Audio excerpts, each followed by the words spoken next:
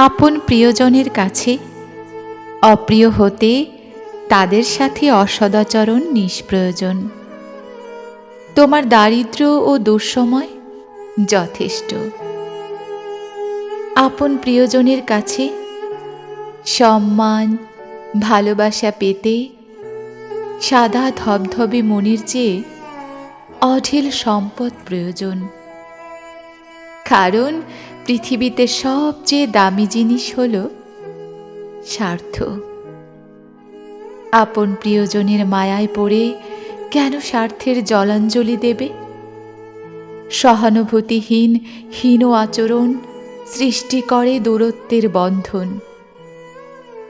আপন প্রিয়জনের কাছে পাওয়া কষ্টগুলো নীরব অভিমানী হৃদয়ে জন্ম নেয় হীনমন্যতা।